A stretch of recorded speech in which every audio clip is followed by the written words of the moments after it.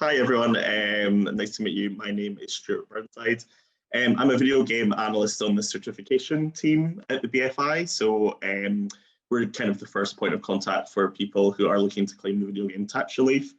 But I also do kind of like a range of other video game cultural stuff across the organisation. So write articles for the website and try and organise some events, basically push video games as much as I can within the organisation. And I must apologise, my camera has been playing up a little bit. So if you see this happen, don't be alarmed. It's just something that keeps on going.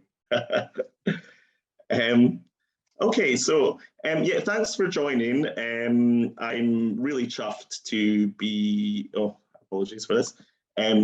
Really chuffed to be joined by our excellent panel here. So I'll introduce them one by one, and they can maybe tell us a little bit about themselves and their company and any exciting games that they're working on. So we'll start with Rachel. Hi, Rachel, are you there? I am here.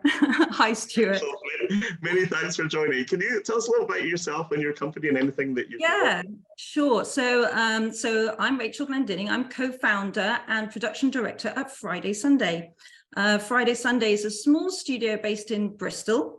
We are a husband and wife team, and we create games for kids. So that can be a number of things. So it can be educational, fun games that we create for a lot of sort of big branded kids IP. So for the Cartoon Network, Warner Media. And we also create educational games. So that can be a variety of educational games that we're working with museums at the moment, and helping to sort of tell more complex narratives through gameplay with museums. And then leading on from that, we're also creating our own IP. So there's a lot of growth with us right at the moment in creating a historical narrative video game for consoles and PCs. So yeah, we're pretty busy at the moment. Great, fantastic. Nice to see you, Rachel. Thanks again for joining. Okay, moving on. Next, we have Max. Thanks, Stuart. Yeah, my name is Max. I'm a director of games at Glitches. Glitches is my second game studio. I've been working in games now for 16 years. And Glitches is a games for good company, which means the stuff that we make has to solve another problem other than just entertainment, which is still very much part of our wheelhouse. But in a nutshell, my role is to lead the vision of games that we make. And that can mean working with neuroscientists, researchers, or other non-gaming experts in their own field to bring, kind of wild concepts to life. An example of this is probably our most groundbreaking game so far is in dementia research. We built the world's biggest dementia research study to build a database of healthy navigation, which has gone on to win like a ton of awards. And yeah, we're sort of carrying on our trajectory in that space. Yeah. Amazing. Thanks for being here, Max. No worries. And then we also have Tim. Hi, Tim, you there? Hey, Stuart. Yes, I am. Nice to be here. Good to see you. Thanks for coming. Oh, you're very welcome. And yeah, hi everyone. So yeah, my name is Tim Repa-Davies. I'm the General Counsel and Company Secretary for the Sumo Group and all of the studios that are in the Sumo Group. And that's a fancy title, but basically means I'm like the head of legal for Sumo and all the studios there. Yeah. Thanks so much, Tim, for being here. It's so good to have a representative who's not directly involved in the kind of development side. Because what I really wanted the session to do as well is kind of show how open the kind of video game industry is in terms of being such a big ecosystem. It's not just about kind of coding. It's people like yourselves as well that are keeping everything running. How long have you been in the game, working in the games industry as a whole now, Tim? It's been quite a while as well, hasn't it? Yeah, that's probably coming up on 10 years. Yeah. But yeah, it's working with kind of like studios of all sizes, but it definitely wasn't like a normal route in. I don't think I hadn't really thought games would be I hadn't really put two and two together and thinking I could do a legal career within the video games industry. So that was it was despite really enjoying playing games and everything about games, I hadn't really thought about making it my career, but here we are, and I'm loving it. Well, that was going to be my first question to everyone, actually. I was going to go through to you, was going to ask how you got kind of into the games industry, what your route was. Because I mean, I've been working at the BFI on games now for 8 years, and from the hundreds of people I've spoken to, there's no kind of one definitive path into the industry. You know, lots of people go and study at university, you know, lots of people don't. Some people move from other industries, other screen sectors. Some people, you know, move from completely different sectors, you know, like yourself, Tim. So yeah, that was my question. You already answered about if you kind of saw yourself working in the games industry and how you got started. So I know, so you were at Sheridan's before Sumo. So do you want to tell me a little bit about that? How did you kind of move into the game side of things, basically? Yeah, that's right. So when I was when you're going through the process of like qualifying as a solicitor, you have to do a trading contract, and that can be with sort of like any firm. And I always knew I wanted to do like intellectual property, and particularly like within media. But I was, you know, again, it goes back to like I'd been playing games and still hadn't really put the two and two together about, oh well, I could do that kind of form of media. I was always more focused on like film, TV, music. And it was only really after my training contract that I ended up working at Sheridan's, who you know, interviewed with me, gave me they gave me a good grilling, and they were like one of the best, if not the best, kind of like video games focused law firm in the UK. And you know, from day one there, that was working with, you know, some small kind of like one person indie teams all the way up to kind of like AAA studios. So it's you know, that kind of like kicked it all off, made me kind of realize, oh well, actually I could have a career in the games industry while not contributing directly to all of the exciting creative stuff. You still, you know, you could look after all the back office legal stuff. Well, that's what's so important, you know, is such an ecosystem and everything supports each other, you know, ultimately. You know, the business side is as important as the creative side, unless you're kind of just doing it as a hobby, which, you know, is completely viable too.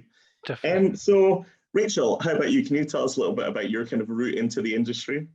Yeah, mine wasn't really planned at all either. It was, I feel like I've been in the industry forever because it was my partner and husband who was a gamer. You know, he was a core gamer and he wanted to get into the games industry. So we were a young couple back then, and we said, right, how are we going to do it? Let's get you in there. So we did. You know, he got in, he worked in the industry. He worked in sort of AAA games. He worked in sort of smaller studios. And then we came back to Bristol, and my career was always in communications and PR and marketing. And I've worked for some big corporate brands and big campaigns. So mine was very much about engagement. And then we came back to Bristol. You know, he'd worked in big studios and small, and we wanted a change. So we kind of got together and said, well, I think we could do really engaging games and look at other sectors. How could we make other sectors engaging using games? And he was like, well, I love making games. I'm up for, you know, we wanted to sort of start with kids because he'd worked on kids games. So we kind of took it from there. Yeah, really interesting. There's so much of a kind of merging of different sectors, you know.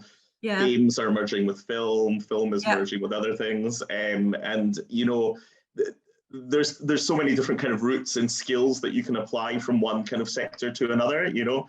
Just because I know, because this is focused particularly at young people looking to kind of games, just because you may not necessarily think that you have, you know, the knowledge or the skills specifically for games, that doesn't mean that you can't build it somewhere else and then kind of take it across. Exactly. You know, you could come from a graphic design background and go into art, you know, or UI, or you could be a marketing person and go into being a community manager. So you can be flexible. You can adapt and change if you want to. 100%. You just have to kind of look at the job boards and you can see the kind of variety that's needed, you know, narrative writers, artists, marketing people, all sorts. And did you ever see yourself working in games eventually, or was it something that, you know, you kind of it just kind of happened?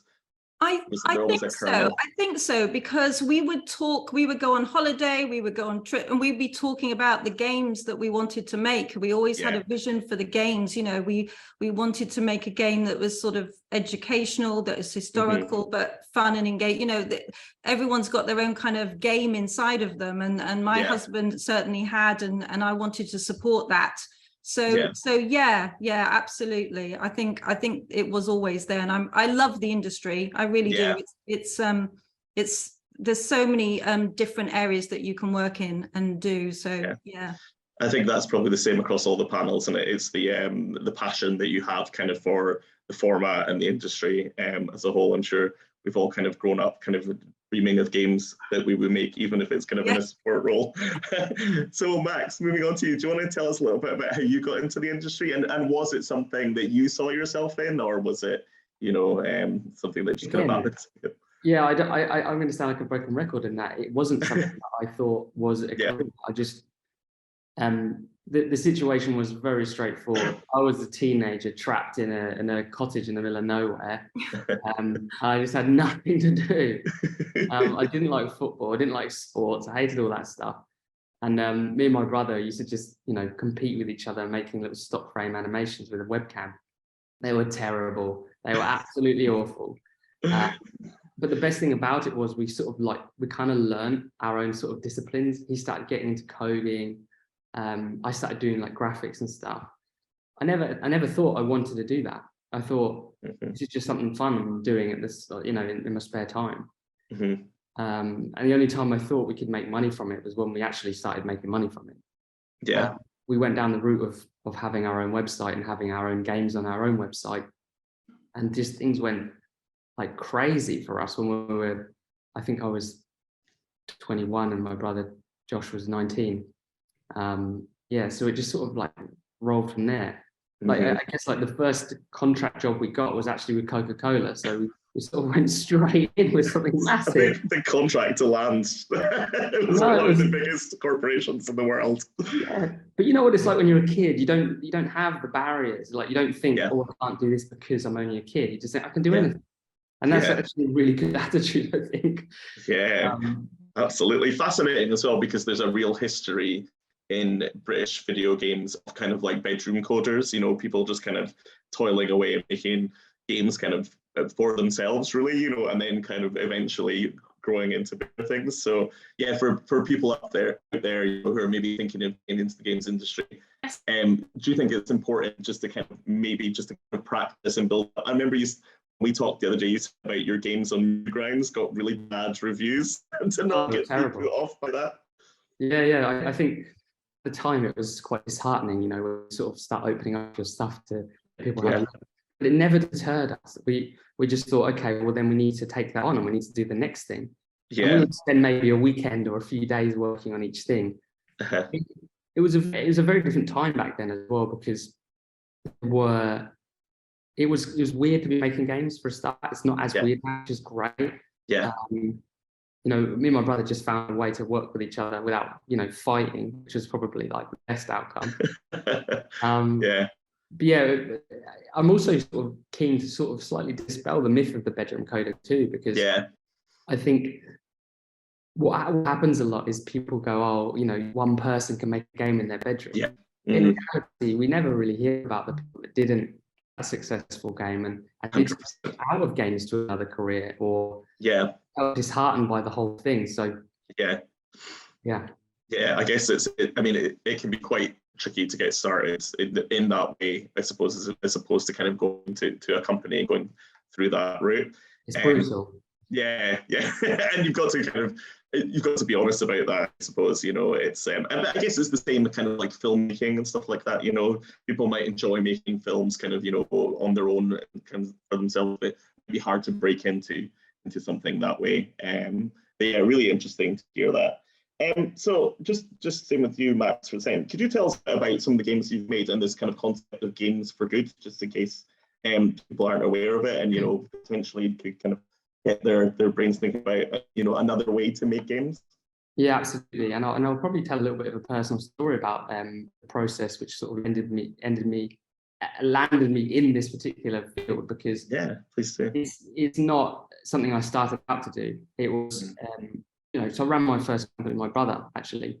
And it was really just, we were just two idiots, didn't know what we were doing, making loads of mistakes, getting massive tax bills, just doing everything wrong. But we learned a lot. And I think the Games for Good thing came from starting out and almost doing the playbook for a developer. And then things getting really weird.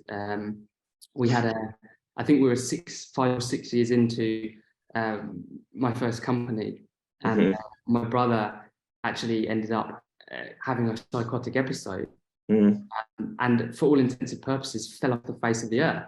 And we were in the middle of doing a work for hire project, and stuff got really real, like the dream or the sort of, the glossiness fast when you've got to suddenly turn around and pick it all up from there. He ended up getting a diagnosis of paranoid schizophrenia, which is a really intense mental health issue. Simultaneously trying to work out how to run the business, running the business without him, and then trying to support my brother Josh and seeing what psychosis meant and how that affected him. Actually, how widespread of an issue that mental health issues were. So the Games for Good stuff came from me actually seeing that and going, okay, I'm sort of back to square one. I'm 6 years deep in the industry. What can I do with my knowledge? I've built up making games. And I really thought I wanted to do something where I could use my energy to make something that was for good. And over the years, I've managed to work out what exactly that means. And it means when you're making games, you're always trying to entertain people, right? That's the problem, that there are loads and loads of companies that are really good at doing that. Like well-oiled machines. They can crank out a game that's really tickles the senses and gets people excited. They've got big IPs, big franchises that have lasted for years. How do you compete with that as a small studio? So I thought, look, I'm going to take my skills and apply them to this new area. And the collaborations we started to go in with were really exciting. Working, with Sierra Quest and the neuroscientists on that project, and coining this sort of like, we didn't coin it, but the phrase is out there, Games for Good. You're building like something that's entertaining because it's still fundamentally there is another problem that it's solving. Sierra Quest was collecting data about navigation. Sometimes it can be educational. Sometimes it can be that you're feeding data into a game. If you're doing, you're taking like real-time banking transactions and building a game that is driven by that. So there's really interesting challenges that come with Games for Good, but it's kind of like a real crazy exercise to do it sometimes. It doesn't always work out, but when it does, it's incredible. Oh, thanks so much for sharing that, Max. That's really interesting to hear, and so interesting to hear the way that you kind of took your own personal experiences and skills, kind of in your personal life and, but also your professional life, and kind of, honed that into something that's so particular to you. And like you said, obviously there's major studios do huge things, and it's how do you compete with those? You kind of have to compete on your own terms and do things that maybe they wouldn't be doing. And so I think that's so important to kind of use your own experience to make something that's unique to you and will kind of benefit everyone eventually. Rachel, kind of on the back of that, you focus a lot on kind of historical and educational games. I know I've seen some of the things you're working on, and I know you've got a project that maybe you can't talk too much about, but that might touch on some of those things. Do you want to tell us a little bit about that? And do you kind of relate that to kind of Max's experience of using, things that have happened in your own life to kind of channel that into your creative work? Yeah, absolutely. I was just going to say, really echo what Max says there, because, it's like, we work in the kids industry, and we create, fun, entertaining games because that's the desire, for kids' games to be like that. But we also work on the educational side, and museums have this real challenge to kind of engage kids at their level, they're asking themselves how they do this, how do we educate kids, on some tough subjects. Some of the games that we've created have been, around real sensitive subjects like the Holocaust and World War II. But it's really interesting. There is a place for games in other areas like education. And so, we've been working with the British Museum and Oxford Air Museum, creating some really cool games game apps for tablets, you know, and it's really great because you're bridging a gap there. You're helping a younger generation connect with history and making it interesting and something that they can relate to, you know, because when kids get to sort of 14 or 15, they have to learn some of these subjects on the syllabus. So again, you know, just about making it really interesting. And what we're trying to do is bring all those game mechanics and game industry knowledge into museums. And that's kind of where we've grown, because as a studio, we love history as well. So we love history. We love British history. And so we learned a lot. And as a result of doing one of our projects, we said, well, we want to do more. We don't want to stop here. And we've got our own story to tell, you know, stories about the past, stories about, you know, British history. So what we decided to do is take it further and create our own IP, where we can now create something more ambitious, you know, a really big project that is essentially, you know, is a video game for consoles and PC. So it's going back to our roots, you know, really, but has a historical narrative. So yeah, it's really interesting. I think whatever you do, it's going to be what you're passionate about. Yeah, 100%. And that's what it's always kind of circling back to, isn't it? So Tim, I can just bring you in. You mentioned there, Rachel, about IP. So that's something important to think about when you're kind of setting up a company. If you're thinking about setting up a games company, and Tim, this is something that you have specialized in before. And so could you give us maybe some advice for anybody out there who's thinking of setting up a company, or maybe they've come from uni, they've been making some games or making games with friends, just to, you know, avoid things getting ugly? Yeah, for sure. I mean, if you're making games at university, I mean, let's start there. And if you might be on a course, a game design course or something similar, that you're making games with either for yourself or with other people, it's always worth checking what the policy is at that university. You know, do they hold the IP in whatever games that you're making, or whatever, you know, apps that you're making, or is each student allowed to, you know, does each student retain the IP in whatever they're making?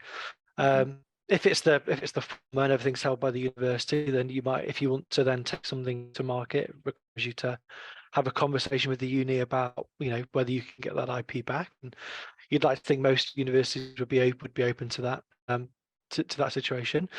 If everyone individually is still able to like hold everything that they create, you're working with new people, then the first rule around copyright in the UK is that whoever's created a copyrightable work, and in the, you know, that could be anything that goes into a game. So that's the code, music, art, animation, all of these constituent parts that go into a game.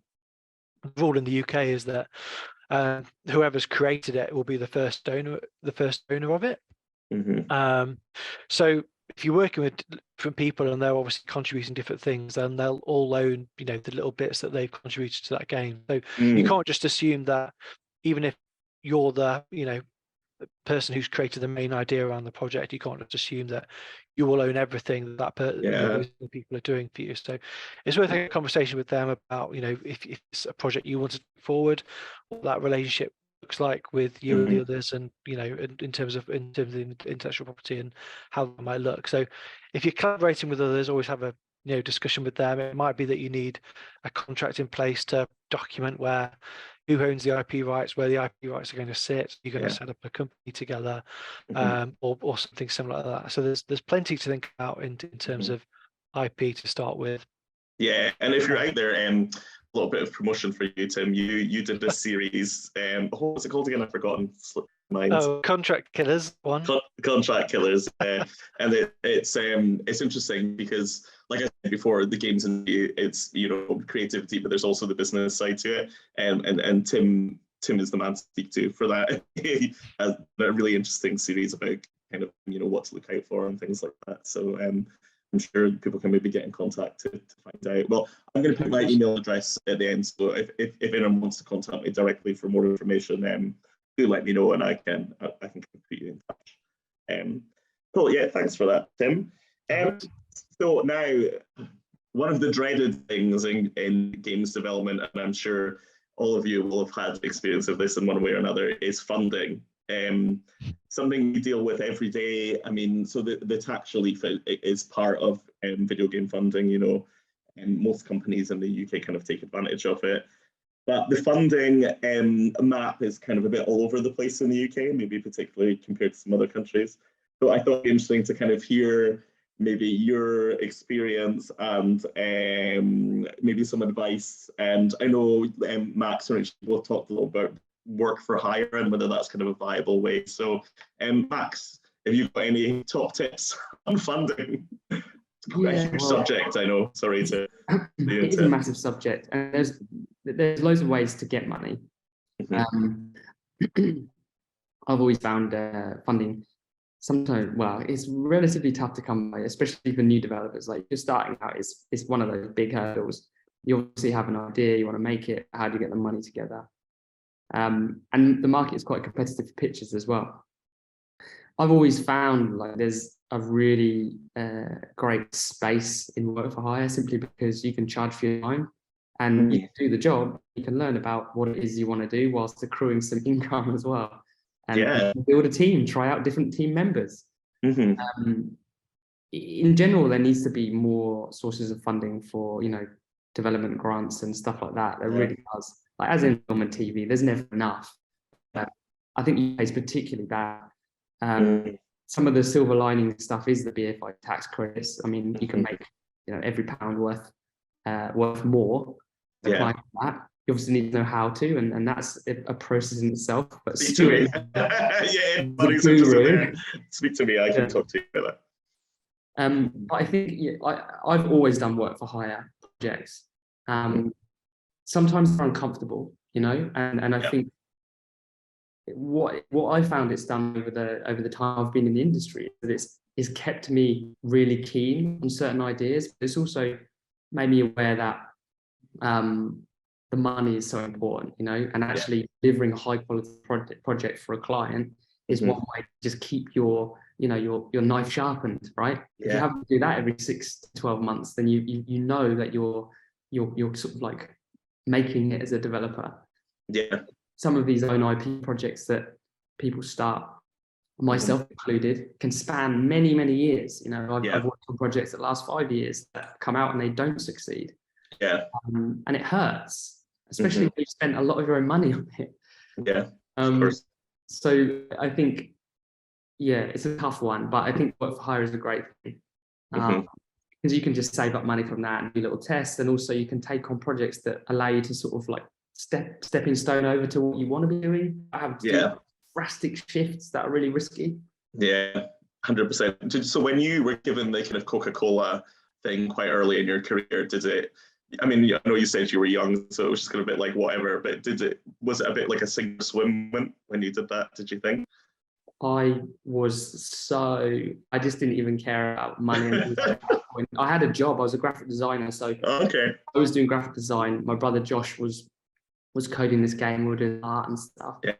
And then this pitch, or not even a pitch, it came out right and said, we want you to do this thing. I don't think they realised that Josh was 19 and I was 21. Through an ad agency in the US, so it's Crispin Porter. They had no idea that, you know, this 19-year-old kid would turn up at the airport and not know how to drive in Colorado. It was wild. But what was brilliant about that job, for example, that paid for the first year of our games. Oh, amazing. So the money from that, we didn't take investment. We worked for hire money to plug back into the company and just experiment. Great. Really interesting way to kind of build up your company and your own experience as well, I suppose. Well, we didn't come from money. We had no investors or anything like that, so we had to find a way to make it work. So we did. Rachel, I know you've done some work for hire game. Have you found it quite similar? Not just work for hire too, but I know you've been looking. We discussed, didn't we, some funding kind of that exists around the country. So could you maybe give us a little bit of your experience of that, and, you know, any tips that you could give to anybody out there who's, you know, making video games cost money, so how do you actually pay for it? I think it's about also very much where you are at the stage in your life, and, you know, if you're just starting out and you want to make a game, you know, what's the size of the game, how much funding you're going to need, you know, so that's going to sort of help direct you and where you're going to need to go. So, you know, yeah, we've also done the work for Hire because we were quite mature and we came from an agency background. Mine was agency background, so I knew how it worked. I knew about tenders. I knew how we could bid and win, you know, contracts for making games. But so that's kind of one area. But if you just want to make a game outright and you're fresh out of university, you know, what do you do? And it's like there is funding out there. So this place like Creative England, which provides a UK Games Fund, and that's up to about 25k, and that literally is funding. You can apply. You normally have to put a video together, and you can get a grant. There are loans that you can, you know, apply for, but no one really wants to be in more debt when you've got enough student debt. So, and then another thing I would say is if you're creating, you know, depends on the type of game you're creating, because there's other funds out there. So do a wide search, you know, you can just search on Google around sort of, if your game is about storytelling, immersive storytelling, then look up storytelling. It's not necessarily games funding, you know, or if you're going to be, if you've got a really innovative idea and it's technological based and you think you might be able to change the way the industry can advance, you know, then you're looking at R&D, and a lot of university projects get support with R&D. So partnerships are really important. And there's Innovate UK, which also provides funding for kind of real technological sort of advancements, which you can do through games. So there is stuff out there, but it's time consuming. It can be frustrating. It takes a long time to apply and you have to fill out the forms. But if you find a really good, I call that the golden nugget of funding. You can find the odd ones now and again that just speak to you and say, oh, that's a really good one. We can apply for that.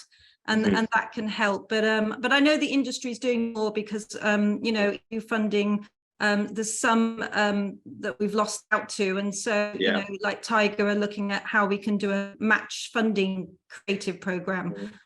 So if you're able to put a bit of money in, they'll match fund it. So you've doubled your money. So those kind of things are really, really helpful. Yeah, totally. A bit of a plug for me here as well. There's a new fund in the BFI called the Global Screen Fund.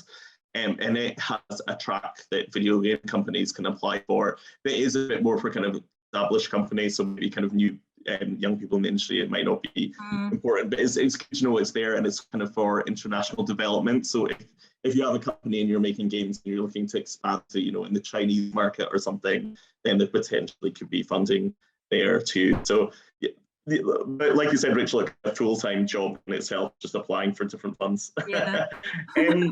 So one thing that I found from working in the games industry for 8 years now is I find it so important to kind of forge relationships with other people in the industry.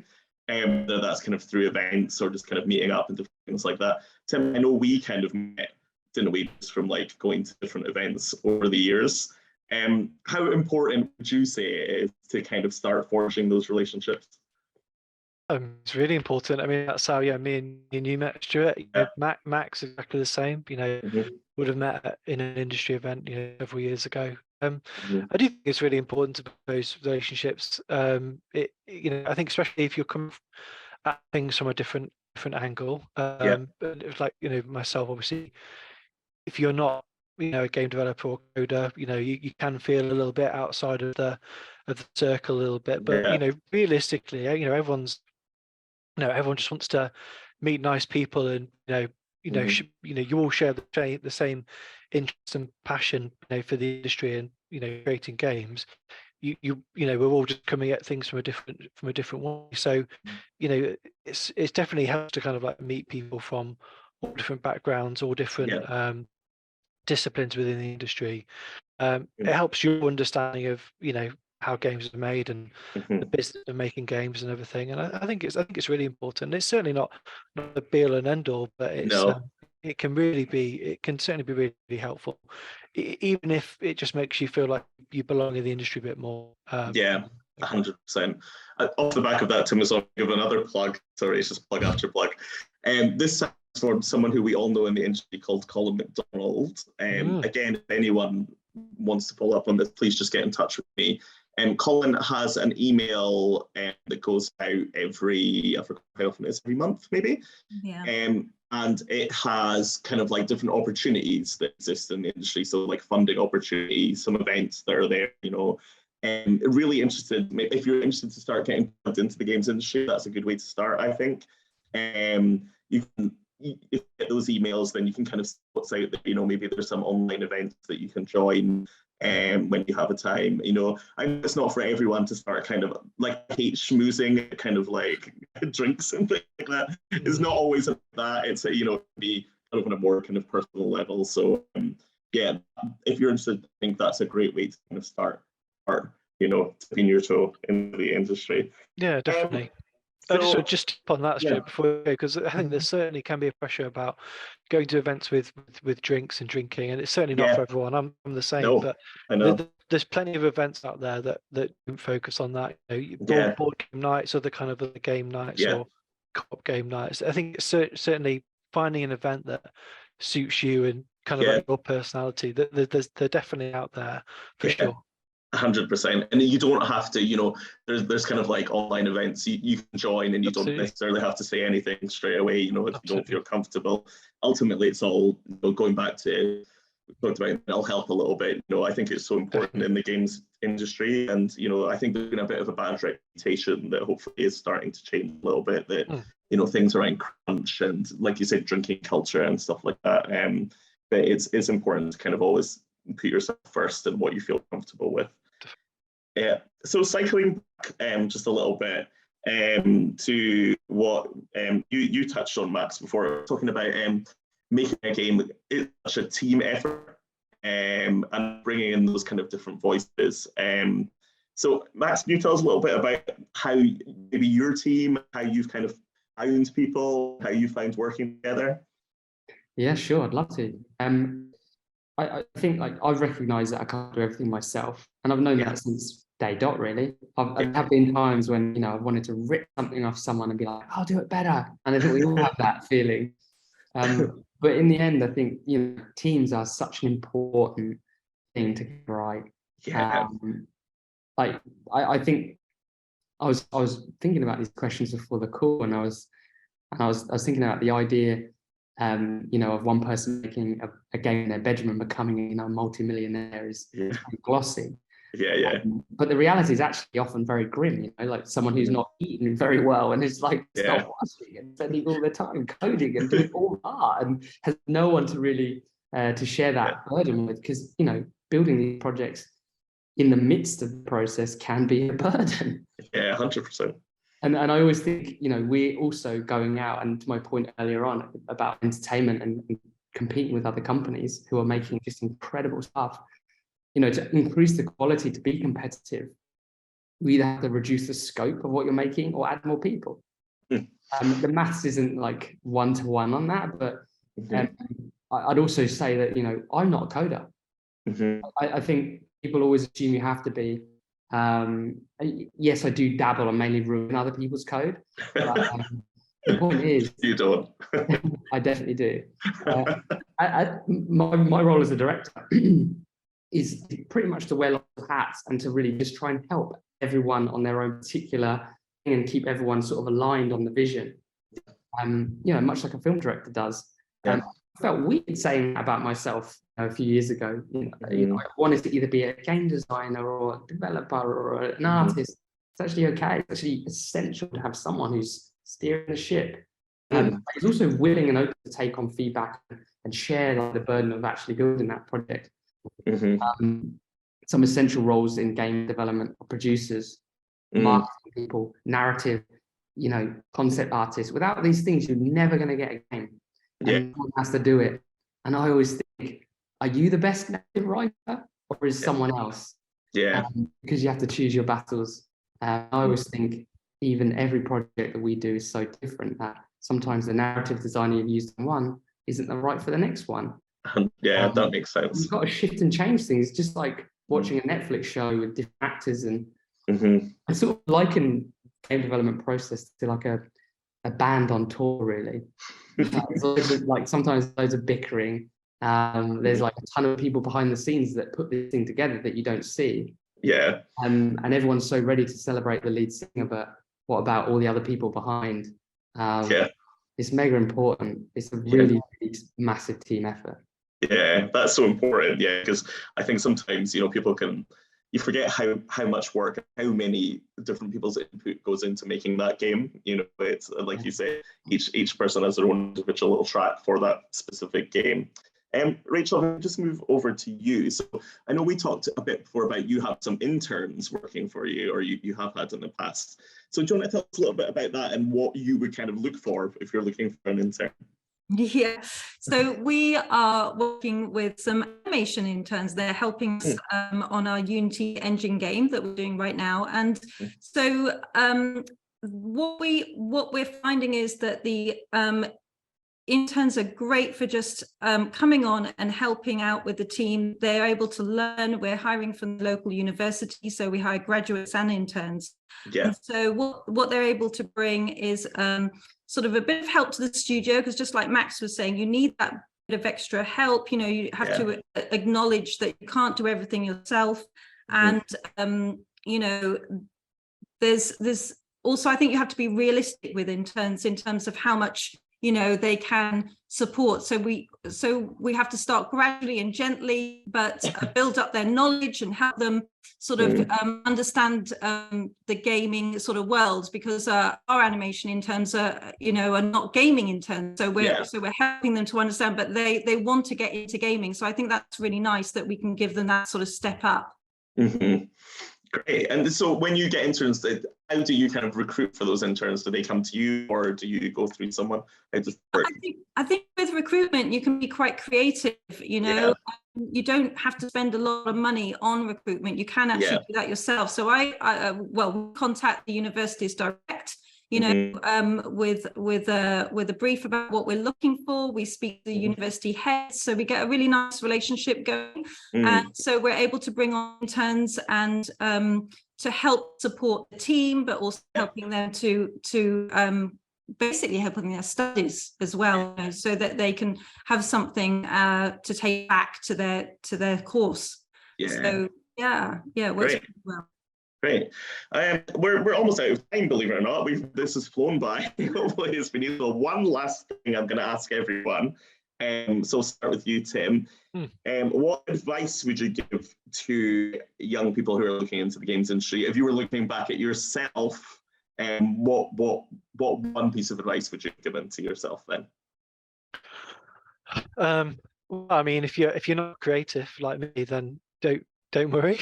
You can still, there can still be a path for you in, depending on what you want to, depending on what you want to do.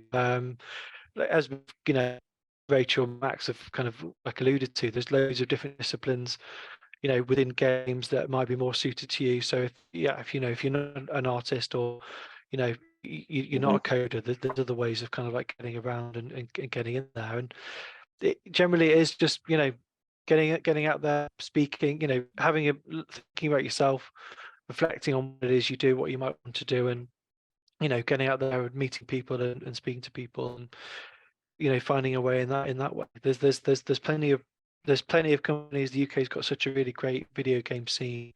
The doors are open. It's just just finding the right ones. Great, thanks for that, Tim. Apologies, my camera is playing up a bit again. Max, if I can do the same question to you. Yeah, I was going to say, my own personal thing was like, I didn't turn over every stone. I just started doing it, because I think sometimes the more you learn, the scarier it can seem. And I don't think anyone should be put off, especially starting out. It's okay to make mistakes, and that's the only way you can learn. I also think it's quite daunting to be looking at an industry that's like so full of men, predominantly making games about war and shooting stuff. And a lot of the time, that is what the successful content looks like right now. But it's changing. And the only way it's going to change in the right direction is if more people start making games that are like that. Because I absolutely swear that no one wants to call themselves a gamer, but everyone loves playing games. Whether it's card games, board games, whatever it is. To me, they're all gamers, so they're all an opportunity to get someone to play the thing that you made. And again, to Tim's point as well, like, it's so easy to think the only way you can make games is if you can code, and that honestly couldn't be further from the truth. Yeah. Someone needs the code, but it doesn't need to be you. So there's so many jobs, and I think that that the idea of like having a team and being fair to them and trying to sort of support each other through that. Not everyone's going to always be at the same level. Yeah. But you all just got to be open to like the idea of making something and testing it out. Yeah. Great answer. Thanks there, Max. Rachel? Yeah, I would echo that as well. I'd say, be persistent, don't give up. There are so many areas that you can go into. I never had expected I'd gone into the games industry, but I love it. There's so much opportunity there. And just like what Max was saying, there's so many different types of games now that are evolving and coming out. It's not just, first person shooters are fantastic, but there's also lots and lots of other game genres coming out there. And if you have an idea for a game that might not be what you think is traditional or different, there is a platform for it. There is a way forward. So I think the more people do that, there's more opportunity for others to do that as well, and there's plenty of opportunity. Great, fantastic, thanks. Can I just say one final thing, because Rebecca made me put this in because she deals with a lot of our job applications recently since I dropped the ball. Basically, if you are going to apply to a company, do some research as well. There are lots of junior people in the industry who are scattergunning lots and lots of applications in, but just like a bit of a personal touch makes a massive difference. That really does make a huge difference. Yeah, that's great advice, and something that can be easily forgotten. Like you said, if somebody's kind of new to the industry and is doing a bit of a kind of scattergun approach, then it'd be easy to just see it as like another opportunity as opposed to you're applying to that company because you kind of like what they do. Exactly, and that goes a long way. Yeah, 100%. Oh, sorry, my camera is really playing up now. But we're going to move on to some questions now. So let me just bear with me a second until I have a look at the Q&A tab. Okay, so first question, very interesting. So the first one is, in your opinion, do you think lines between gaming and cinema will merge?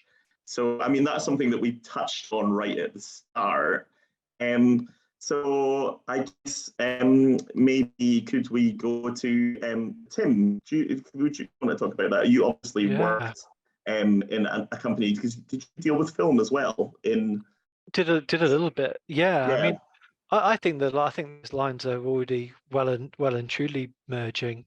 I think the most notable example of playable on like PC and console, I think for me was Erica by Flavorworks. So that is a fully FMV style game, and you see there's other companies, Good Gate Media, and a lot of other developers who are published by like Wales Interactive. They're all live action, kind of like live action shop. They're games made for playing on PC and console.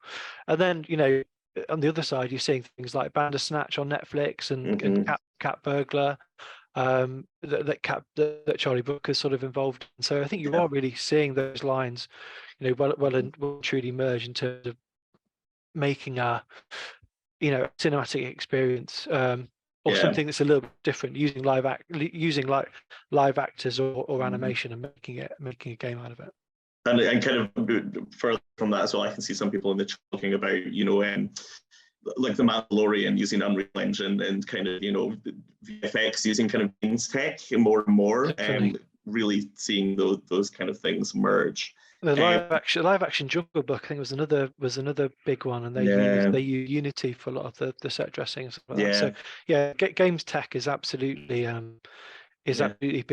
crossing over into cinema for sure. Great, thanks. So another question here, how can I enter the tech side of video game development?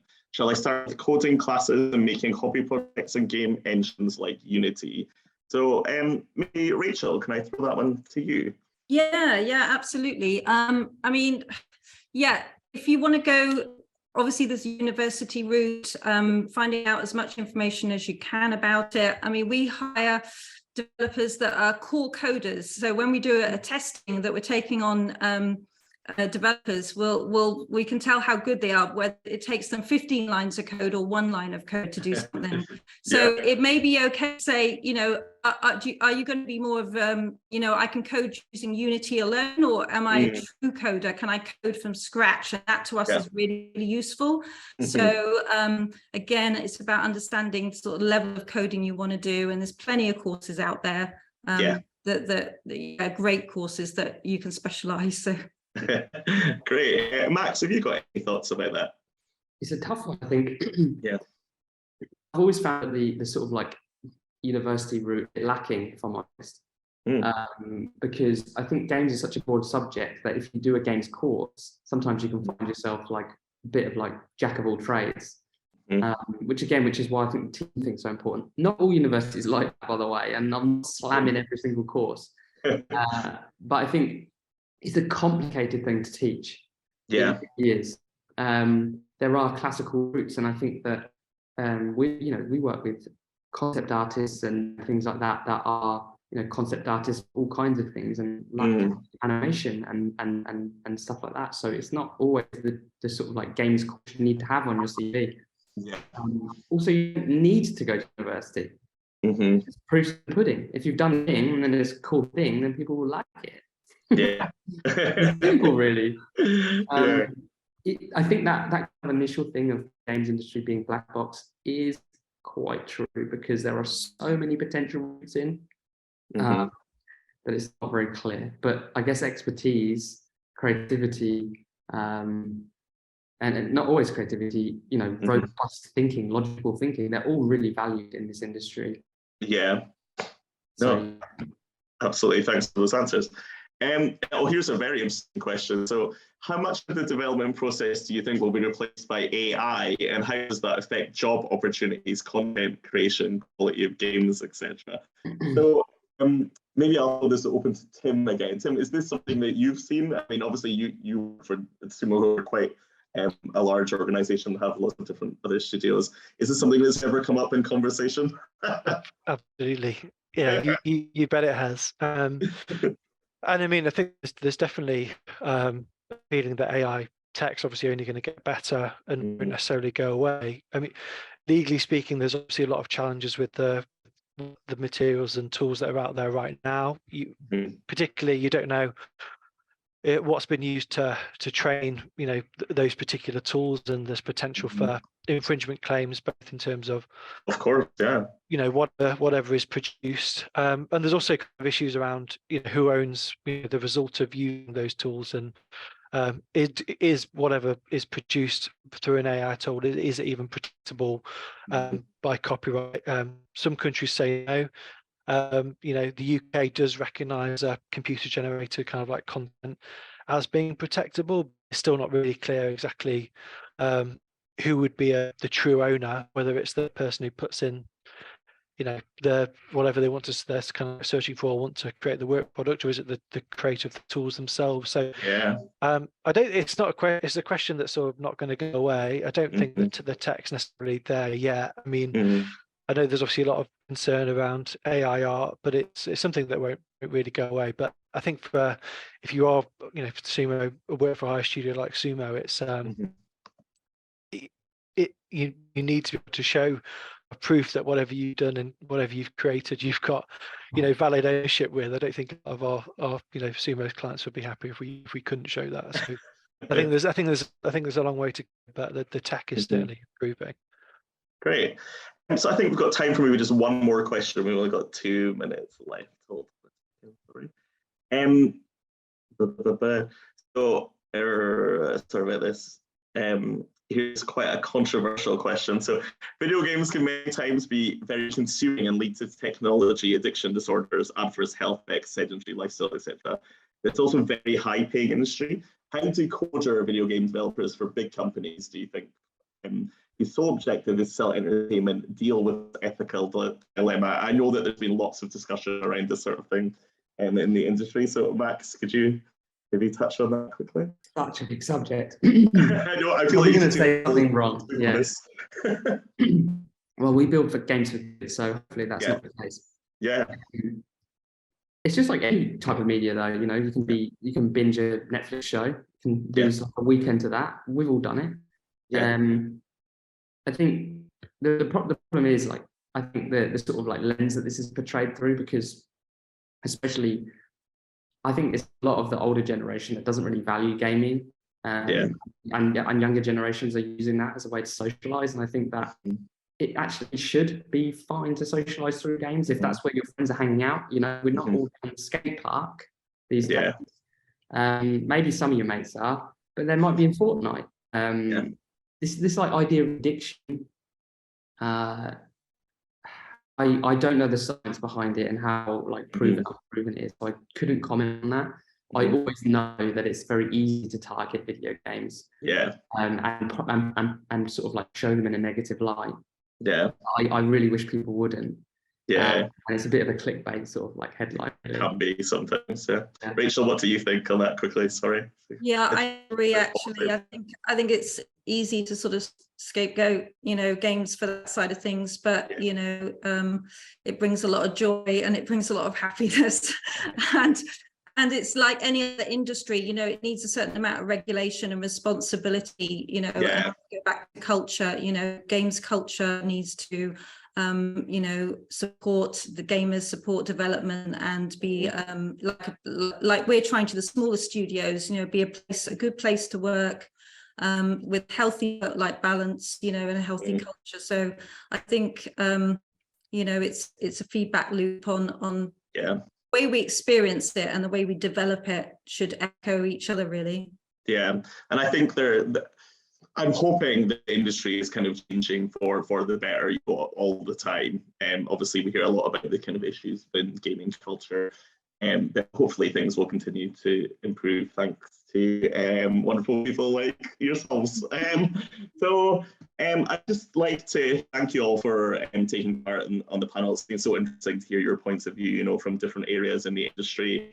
Like I said, my contact will be available. So if anyone wants to get in touch with me, you know, like the Colin McDonald email I mentioned, just anything at all, please do. I'm always happy to chat and I'm happy to be here. And thanks again for coming.